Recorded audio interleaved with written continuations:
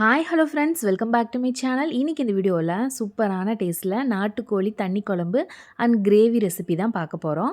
இந்த கிரேவியும் தண்ணி குழம்பும் அவ்வளோ டேஸ்ட்டாக இருக்கும். கண்டிப்பாக ஒன்ஸ் ட்ரை பண்ணி பாருங்கள். இப்போ வாங்க இந்த ரெசிபி எப்படி பண்ணலான்னு பார்க்கலாம். அதுக்கு ஒரு பாத்திரத்தில் தேவையான அளவு நான் கடலெண்ணெய் ஆட் பண்ணிக்கிறேன். இந்த குழம்பு பார்த்திங்கன்னா ரைஸ், இட்லி, சப்பாத்தி, தோசை எல்லாத்துக்குமே அல்டிமேட்டாக இருக்கும். நான் இன்றைக்கி ரைஸ்க்கு தான் செஞ்சுருந்தேன். இப்போ ஆயில் சூடானோடனே 4 கிராம்பு, ஒரு 3 துண்டு சின்ன துண்டு பட்டை ஆட் பண்ணிக்கிறேன். அதுக்கப்புறம் 20 பல் பூண்டு, பெரிய சைஸில் 1.5 துண்டு இஞ்சி, அதுக்கப்புறம் 200 கிராம் சின்ன வெங்காயம், ஒரு கொத்து கருவேப்பிலை, இதெல்லாம் நல்லா வதக்கி எடுத்துக்கலாம். இதோட 1/2 டீஸ்பூன் சோம்பு, 1/2 டீஸ்பூன் சீரகம், 1/2 டீஸ்பூன் பார்த்திங்கன்னா மிளகு, இதெல்லாம் அதிகமாக சேர்த்துக்கூடாதுங்க. 1/2 டீஸ்பூன் மட்டும் ஆட் பண்ணுங்கள். நம்ம டீக்கு சக்கரை போடுவோம் இல்லையா, அதில் 1/2 டீஸ்பூன் சோம்பு, 1/2 டீஸ்பூன் சீரகம், 1/2 டீஸ்பூன் மிளகு ஆட் பண்ணிவிட்டு இது நல்லா வறுத்துக்கோங்க. இப்போ இந்த அளவுக்கு வதங்கினதுக்கப்புறம் நான் ஒரு தக்காளி பழம் ஆட் பண்ணிக்கிறேன். பெரிய சைஸில் இருக்கிற தக்காளி பழம் நான் ஆட் பண்ணியிருக்கேன். நீங்கள் சின்னதாக இருந்ததுன்னா 2 ஆட் பண்ணிக்கோங்க.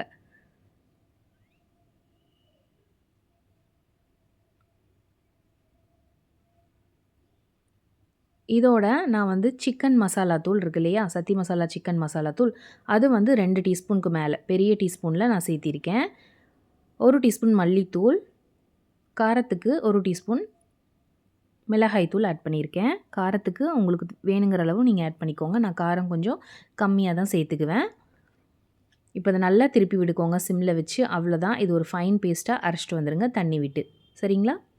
இப்போது குழம்பு தாளிச்சிடலாம். ஒரு கடாயில் தேவையான அளவு நான் கடலெண்ணெய் ஆட் பண்ணிக்கிறேன்.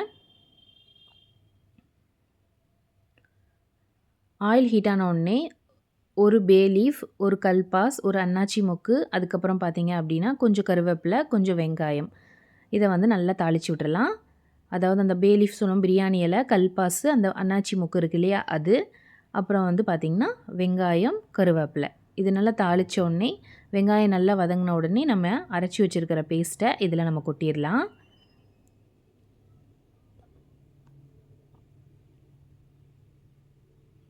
இப்போ தேவையான அளவு உப்பு ஆட் பண்ணிக்கலாம்.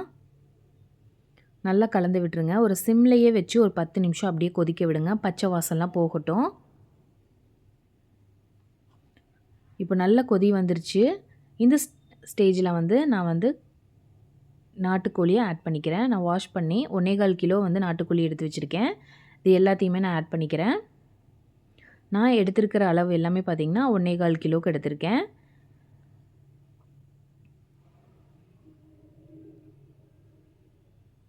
தண்ணியெல்லாம் எதுவும் சேர்த்திட வேணாம். அந்த அரைச்ச மசாலோட இது நல்லா மிக்ஸ் ஆகி வரட்டும்.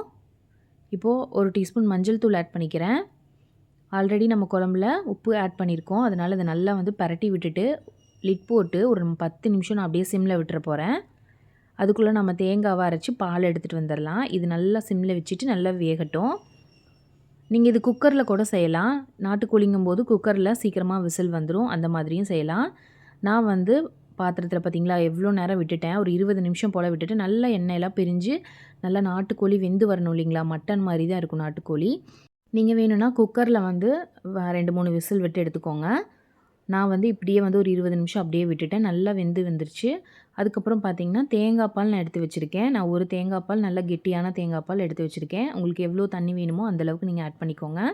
ஏன்னா இந்த குழம்பே தண்ணி குழம்பு அப்படிங்கிறதுனால நமக்கு அந்த லிக்விடி கன்சிஸ்டன்சியில் தான் இருக்கும். அவ்வளோதான். ஒரு தேங்காய் ஊற்றுனதுக்கப்புறம் ஒரு 5 நிமிஷம்லேருந்து 10 நிமிஷம் ஒரு கொதி வந்துச்சுன்னா போதும். சூப்பரான குழம்பு ரெடி ஆயிடுச்சுன்னு அர்த்தம். நல்லா கமன்னு சாதத்துக்கு போட்டு சாப்பிட்டிங்கன்னா அவ்வளோ சாப்பாடு சாப்பிட்றீங்கன்ட்டே இருக்காது, அந்தளவுக்கு உள்ளே போகும். சூப்பராக இருக்கும். கண்டிப்பாக இதே அளவுகளோடு செஞ்சு பாருங்கள். இப்போ ஒரு லிட் போட்டு நான் ஒரு 10 நிமிஷம், அதாவது ஒரு கொதி, தேங்காய் பால் அதிகம் விட்டதுக்கப்புறம் ரொம்ப நேரம் வைக்கக்கூடாது. ஒரு கொதி வந்துச்சுன்னா போதும். அவ்வளோதான். சூப்பரான நாட்டுக்கோழி தண்ணி குழம்பு ரெடி ஆயிடுச்சு. ஸோ இதே ஹோட்டல் ஸ்டைலில் கிரேவி எப்படி செய்யலாம் அப்படின்னு பார்த்துடலாம். ரொம்ப சிம்பிள். நம்ம குழம்பும் வச்சுக்கிட்டு கிரேவிக்கும் அரைச்சிக்கிட்டு இருக்கணும். அதிகமாக நம்ம மசாலா போட்டு செய்கிறத விட இந்த மாதிரி நான் ஈஸியாக சொல்லி கொடுத்துருக்கேன். ட்ரை பண்ணி பாருங்கள். அவ்வளோ சூப்பராக இருக்கும். இப்போ ஒரு பேனில் தேவையான அளவு ஆயில் ஆட் பண்ணிக்கோங்க. இப்போது இந்த குழம்பு ரெடி ஆயிடுச்சு இல்லையா? ஸோ இந்த குழம்புல நான் 1 1/4 கிலோ சிக்கன் போட்டிருக்கோம். ஸோ இப்போ நம்ம இதில் 3/4 சிக்கனை நம்ம எடுத்துடலாம். குழம்பு இல்லாமல் வெறும் சிக்கன் மட்டும் எடுத்துக்கோங்க. இந்த மாதிரி தான் ஹோட்டல்லாம் வந்து செய்வாங்க. நம்ம வந்து எப்பயுமே ட்ரெடிஷ்னலாக செய்கிறோம் இல்லையா? தனியாகவே ரெடி பண்ணுவோம். அந்த மாதிரி முஸ்லீம் ஸ்டைலில் நிறைய ரெசிபீஸ் வந்து நான் போட்டிருக்கேன். வேணும்னா அதுவுமே டிஸ்கிரிப்ஷனில் கொடுக்குறேன் பாருங்கள். இது வந்து ரொம்ப ஈஸியாக இருக்கும். குழம்பு அவ்வளோ டேஸ்ட்டாக இருக்கும். அதுக்கு ஆப்டாக ஒரு சிக்கன் கிரேவினா இது தான். கண்டிப்பாக செஞ்சு பாருங்கள். இப்போது எண்ணெய் நல்லா சூடானதுடனே 1 டீஸ்பூன் கடுகு உளுந்து பருப்பு ஆட் பண்ணிக்கிறேன். இப்போ வந்து வெங்காயம், தக்காளி, 1 தக்காளி, கொஞ்சம் கருவேப்பிலை, 2 பச்சை மிளகாய். அதாவது பெரிய வெங்காயம் தான் ஆட் பண்ணியிருக்கேன். இது வந்து ரொம்ப ரொம்ப ஈஸி, ரொம்ப டேஸ்டியாக இருக்கும். சொல்லப்போனால் சோம்பேறி சிக்கன் கூட சொல்லலாம், அந்த மாதிரி இருக்கும். கடுகு, கருவேப்பிலை, பச்சை மிளகாய் 2 பச்சை மிளகாய் ஆட் பண்ணிவிட்டு, ஒரு பெரிய வெங்காயம் கட் பண்ணிவிட்டு அதையும் ஆட் பண்ணிக்கோங்க. அப்புறம் ஒரே ஒரு தக்காளி பழம். ஸோ இந்த மாதிரி தான் நம்ம ஹோட்டல்ல எல்லாம் போடுவாங்க இல்லையா? தவால ஒரு தக்காளி, ஒரு வெங்காயம், கடுகு, அதுக்கப்புறம் கருவேப்பிலை, பச்சை மிளகாய் இதெல்லாம் சேர்த்து நல்லா வதக்கி விட்டு சிக்கன் கிரேவி ஆல்ரெடி வச்சுருப்பாங்க. அதை சூடுபடுத்துறதுக்கு போட்டு நல்லா பரட்டி கொடுப்பாங்க.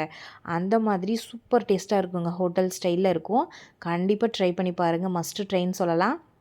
நீங்கள் ஒன்ஸ் இந்த மாதிரி ட்ரை பண்ணிட்டீங்கன்னா இதே மாதிரி தான் ட்ரை பண்ணுவீங்க. ஸோ சிக்கன் மசாலா சக்தி மசாலாவோட சிக்கன் மசாலா இருக்கு இல்லையா? ஸோ அது வந்து நான் 1 டீஸ்பூன் ஆட் பண்ணியிருக்கேன். இதை வந்து ஒரு பரட்டி விட்டுருங்க. அதாவது திருப்பி விட்டிங்கன்னா கொஞ்சம் நல்லா சொதன ஆயிரும். வெங்காயம் நல்லா வதங்கி வந்துடும். ஸோ பாருங்கள் எண்ணெயெல்லாம் நல்லா வந்து மிதக்க ஆரம்பிச்சிருச்சு. இந்த ஸ்டேஜில் நம்ம எடுத்து வச்சுருக்கிற சிக்கனை ஆட் பண்ணிக்கலாம். ஆல்ரெடி இதில் உப்பு உரப்பு எல்லாமே இருக்கும். அதிலிருந்து தான் எடுத்திருக்கோம். இருந்தாலும் கொஞ்சமாக இப்போ கிரேவிக்கு கொஞ்சம் உப்பு பத்தாமல் தான் இருக்கும்.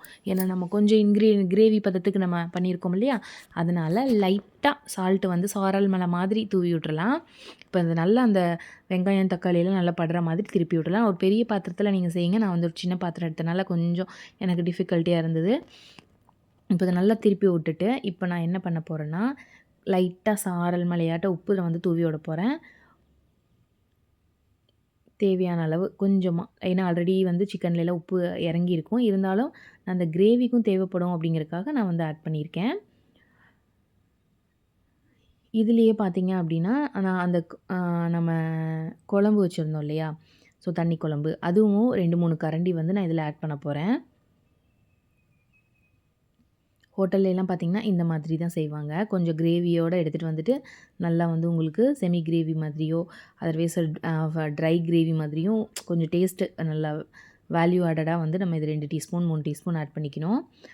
இப்போ ஃபைனலாக குட்டி குட்டியாக தேங்காவை கட் பண்ணி வச்சுருக்கேன். அதை வந்து நான் தூவிக்கிறேன். அவ்வளோதாங்க. நல்லா பரட்டி விட்டு கருவேப்பிலை போட்டிங்கன்னு வைங்க அவ்வளோ சூப்பராக இருக்கும். கருவேப்பிலையும் தேங்காயும் தான் ஃபைனல் டச்சு. அந்த ஸ்மெல்லோடு சாப்பிடும்போது உங்களுக்கு பள்ளிப்பாளையம் சிக்கனெல்லாம் தோற்றுரும். அந்த லெவலுக்கு இது இருக்கும். கண்டிப்பாக ட்ரை பண்ணி பாருங்கள். இதுக்கு சீக்ரெட்டான மசாலா எதுனா அந்த சக்தி மசாலாவோட க்ரீன் கலர் சிக்கன் மசாலா இருக்கும் இல்லையா? அதுதான் ஹோட்டல்லலாம் அதிகமாக போடுவாங்க. நாங்கள் வந்து ட்ரெடிஷ்னலாக தான் செய்வோம். இந்த மாதிரியும் ட்ரை பண்ணி பாருங்கள். நல்லாயிருக்கும் அப்படிங்கிறதுக்காக செஞ்சு காமிச்சிருக்கேன். அவ்வளோதான், சூப்பரான நாட்டுக்கோழி தண்ணி குழம்பும் கிரேவியும் ரெடி ஆயிடுச்சு. நீங்களும் இதே மாதிரி ட்ரை பண்ணி பாருங்கள். இந்த வீடியோ உங்களுக்கு பிடிச்சிருந்ததுன்னா மறக்காமல் சேனலை சப்ஸ்கிரைப் பண்ணிக்கோங்க. உங்கள் ஃப்ரெண்ட்ஸ் அண்ட் ஃபேமிலிக்கு தேவைப்பட்டுச்சுன்னா ஷேர் பண்ணுங்கள்.